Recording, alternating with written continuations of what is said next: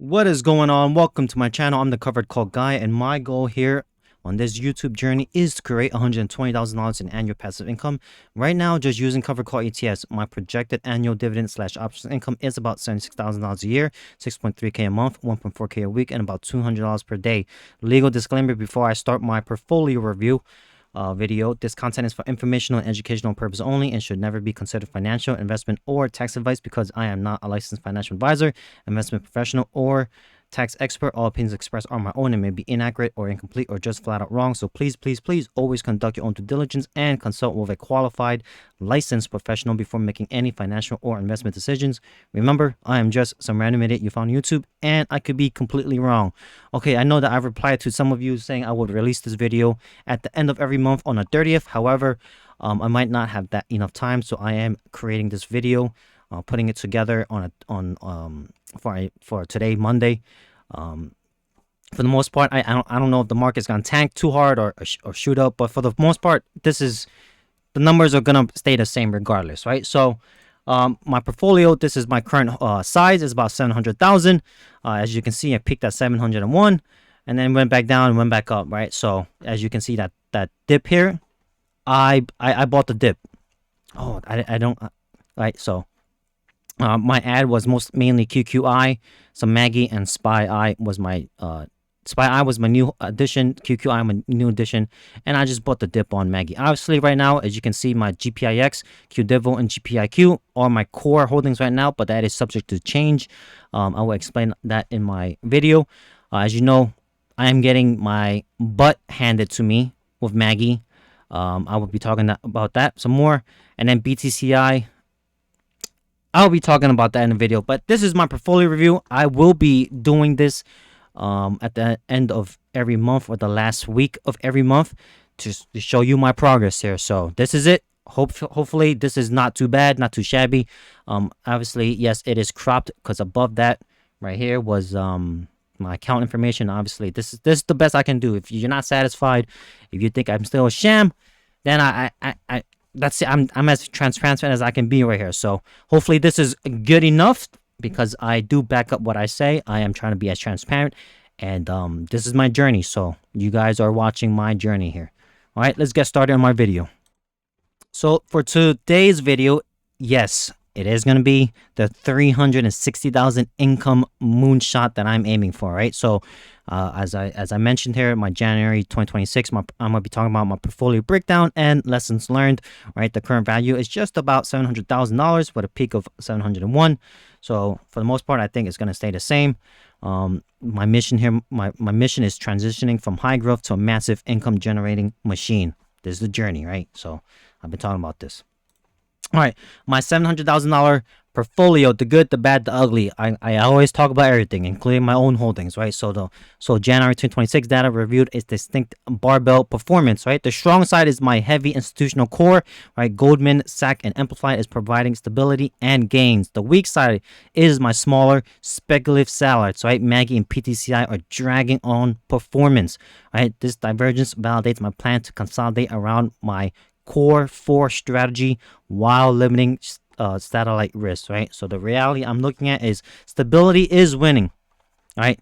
Speculation is hurting and it's time to consolidate. That is what I'm going to do.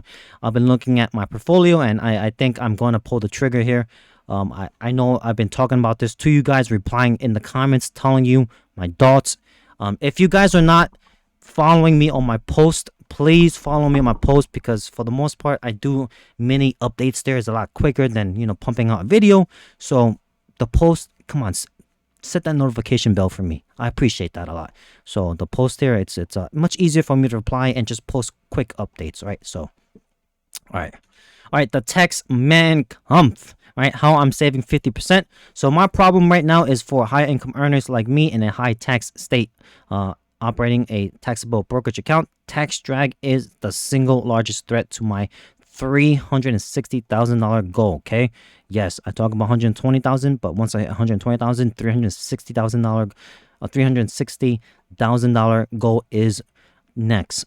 I'm aiming for $30,000 a month after my 10K. Yes, I'm aiming for it. I'm coming for you.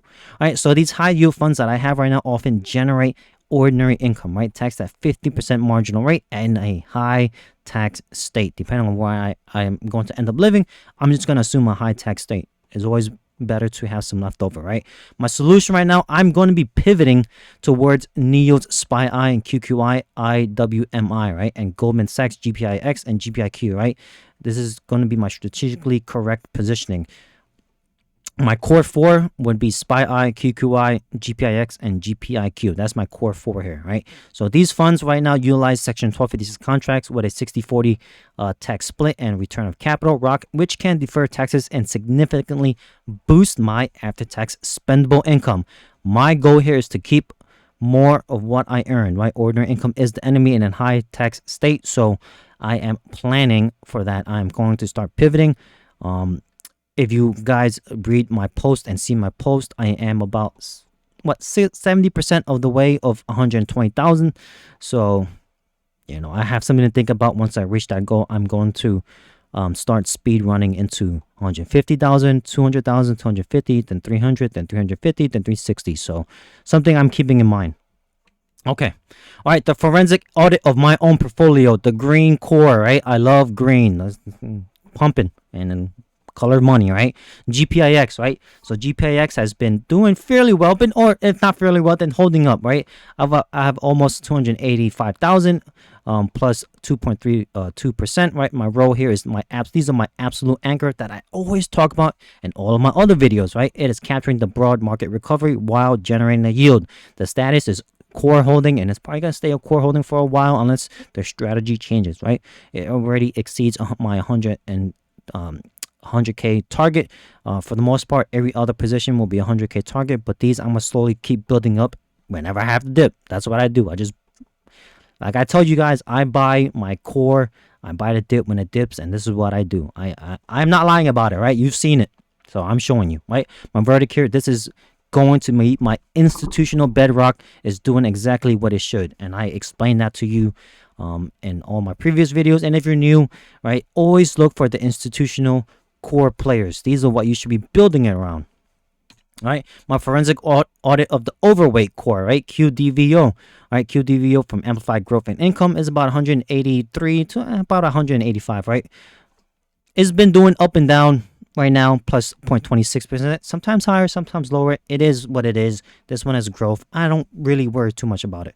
The row here, why, is my tactical growth, right? Performance is flat year to date, but it's stable. It's doing what it's supposed to do. It's growing first and income later, right? Status is going to be my...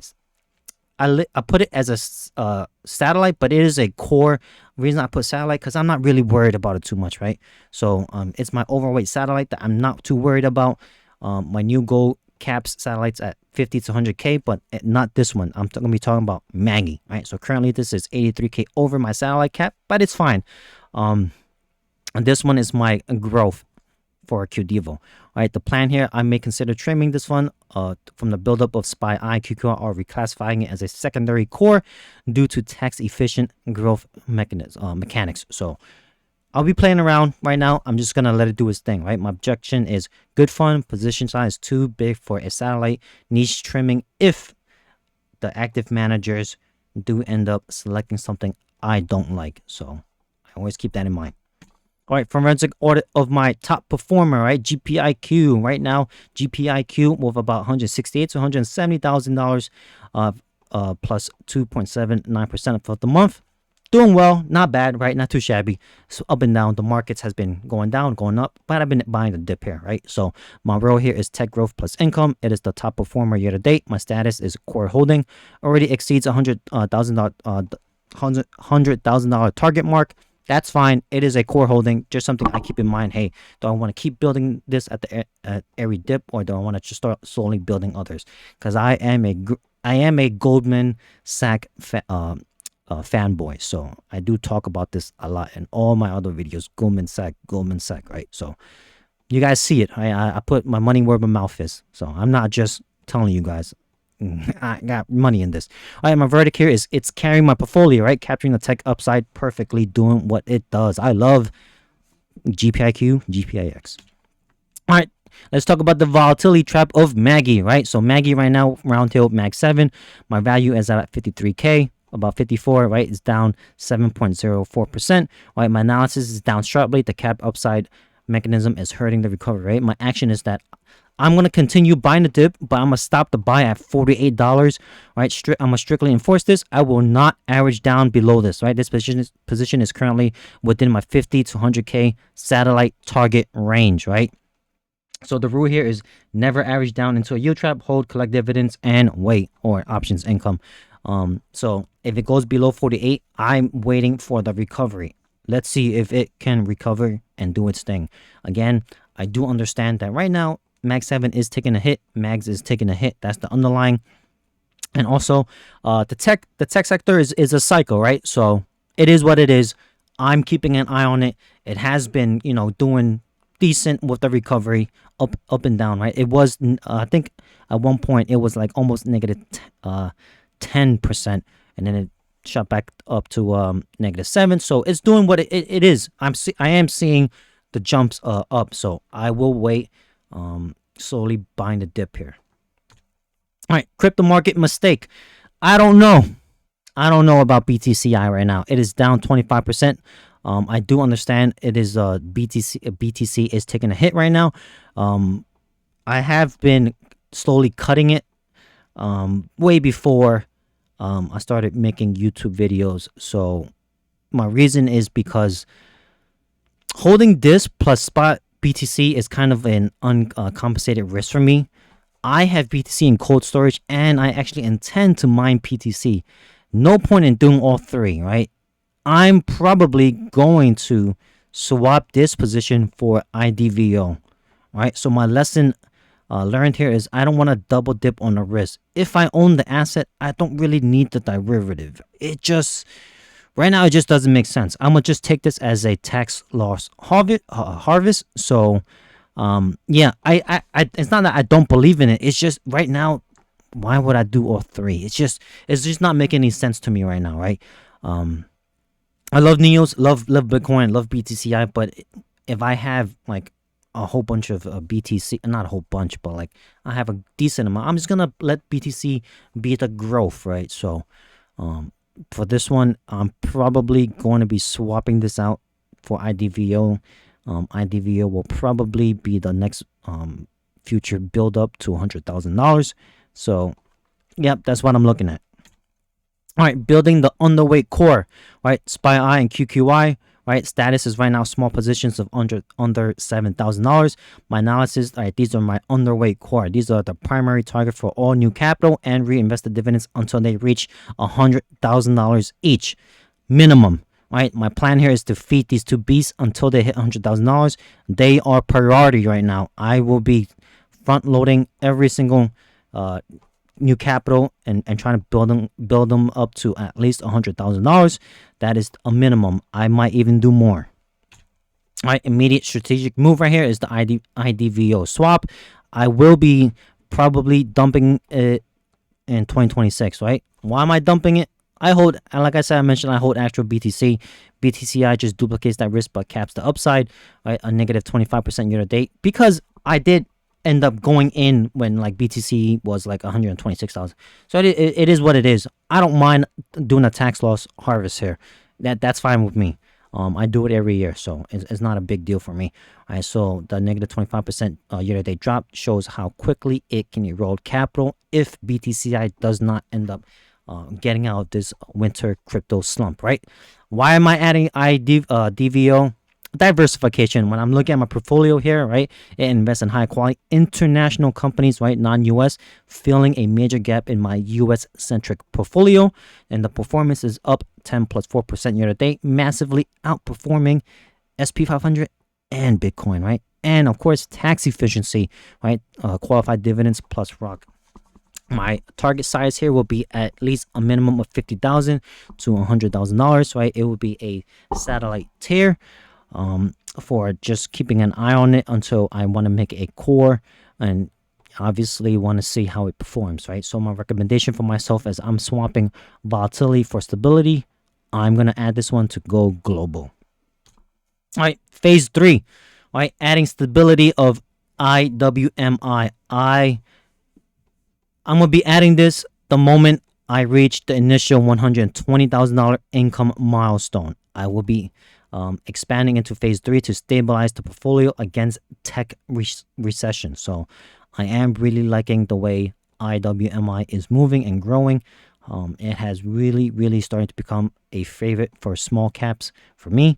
This will be the new addition, IWMI Neos Russell 2000, right? The logic behind this ad is my portfolio is heavy on large cap tech. I have zero exposure to small cap, right? And the yield is high, 13 to 40%. Performance is plus 5.06% year to date, outperforming SPY and QQI as of now. Small caps are rallying while tech stagnates. It has great tax efficiency as Section 1256 contracts, 60/40 tax split plus ROC, right? The strategy behind this is zig when tech zag, right? Yeah, I don't know if you guys heard that saying, but right now small cap will provide the hedge I need. Okay, future additions, right? Post Core 4. These will be my new added after my Core 4 are built. My Core 4 is GPIX, GPIQ, SPY, and QQI. All right, so I'm going to cap all of these at $100,000 each.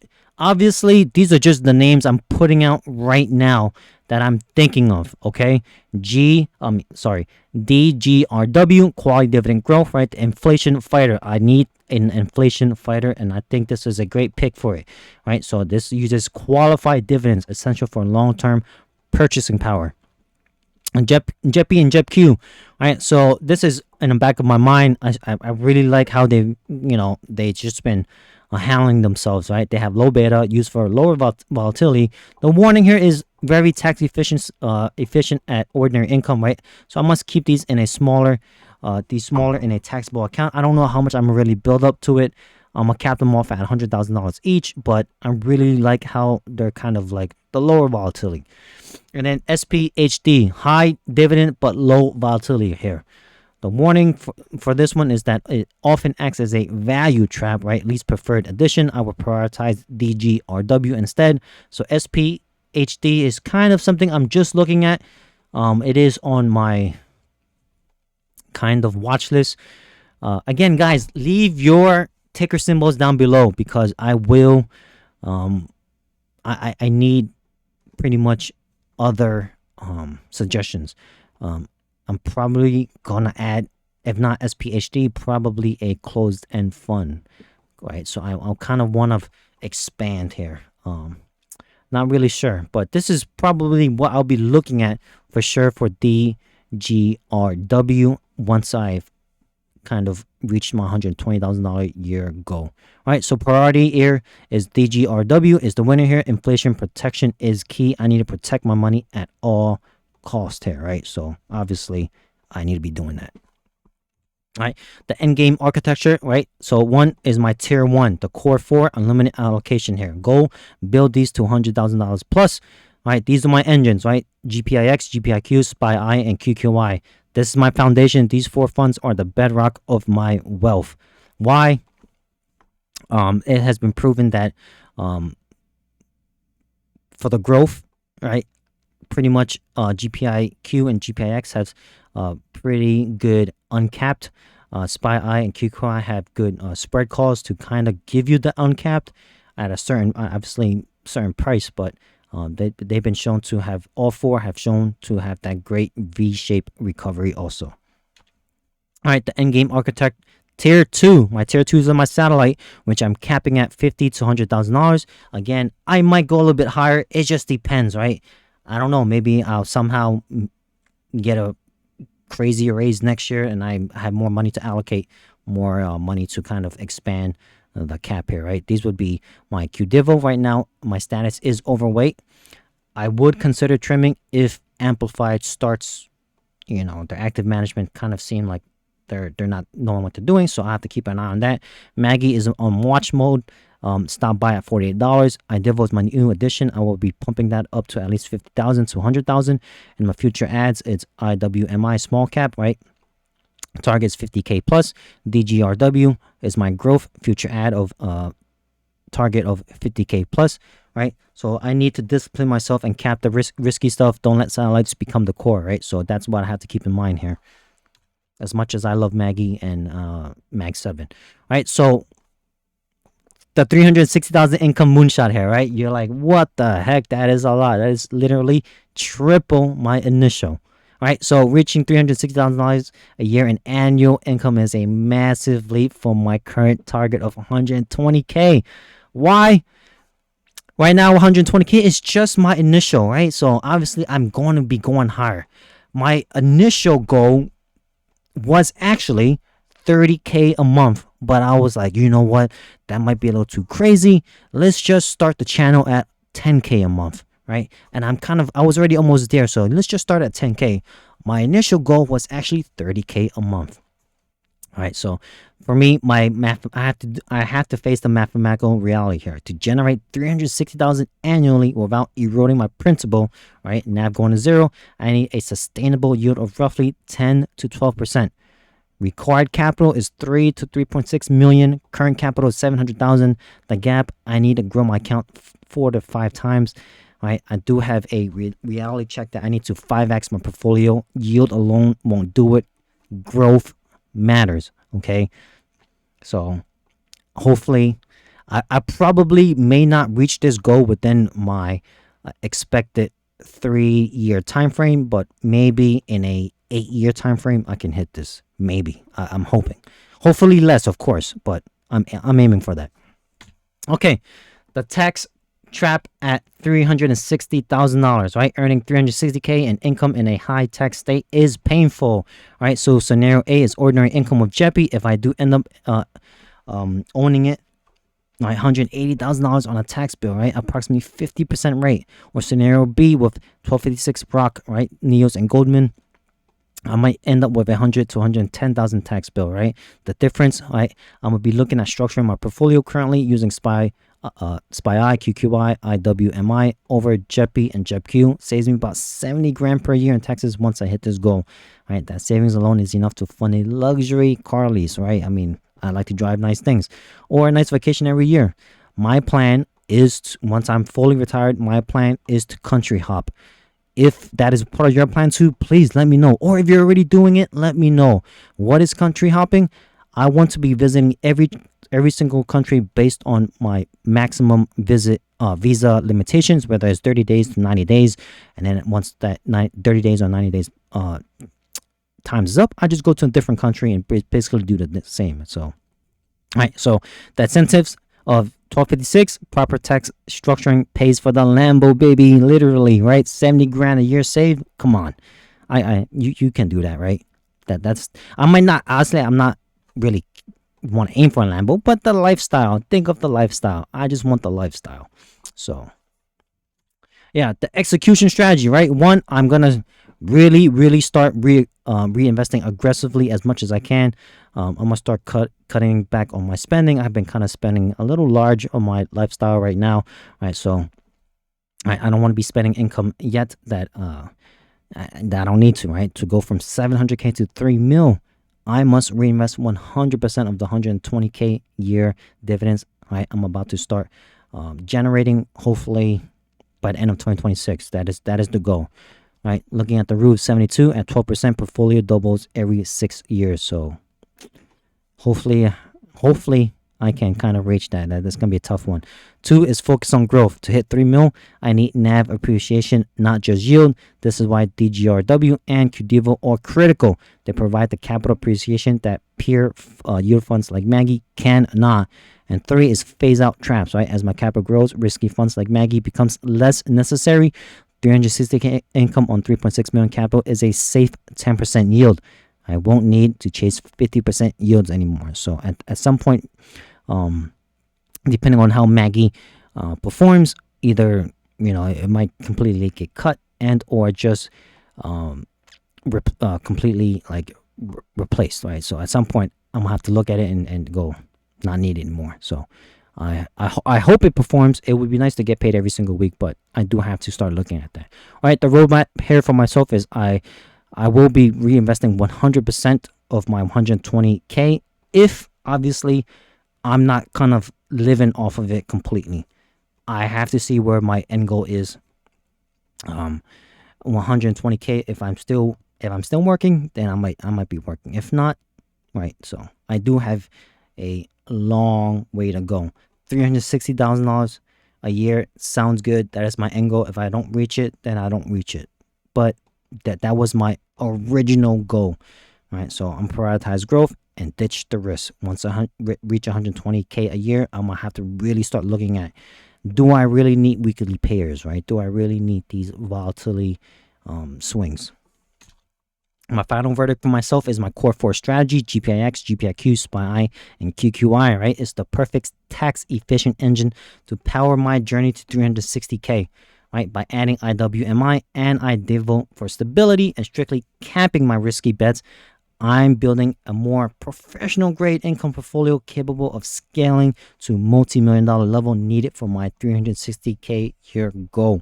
Right, I'm trying to look into the future here where I'm earning that much. Right, the machine, I already built the machine. Now I just have to let it run. So hopefully my strategy here kind of plays out. If I don't reach 360K before, I really kick my foot back and just say, I'm done. I'm not working. I'm just living it off 10. It was a nice goal to try and reach, right? Aim for as high as you can, right? Shoot for the moon, right? And if I don't land on the moon, at least I'll land somewhere. I don't know. I'll float around somewhere. What's between the moon and the earth? Nothing. Or was the saying, shoot for the stars, you might land on the moon? That's what I meant. That's what I meant, right? Shoot for the stars, and if you don't reach the stars, you'll land on the moon. All right. So, yeah. That is my original 360K initial YouTube goal. So, if you think that's crazy, yeah, I was like, yeah, maybe I should scale back. Thanks for watching. Hopefully you guys continue to join me on my journey to 120K to my end goal of 360K a year. Thanks for watching. Again, if you're new, not subscribed, leave me a subscribe. Leave me a like, comment. Do you have a core 4? Let me know below what your core 4 is. Because if your core 4 is something I'm not holding, I might really add it to my portfolio. Because I'm really starting to get a little bit more aggressive here and kind of shifting my holdings. So I've added already two new positions. I already had them, but added it back, right? SPY and QQI. And I really want to start adding other positions, but let me know. Thanks for watching, guys. Hopefully this was a great portfolio review. I mean, it wasn't like anything crazy. I guess I'll be doing this at the end of every month to show my up and down. I totally forgot to show my buys, but I mentioned it, so I'm sorry about that. Hopefully I will remember, and hopefully next month I will have steadily crossed over $700,000 and held it. So thanks for watching, guys. Stay tuned. Catch you guys in the next.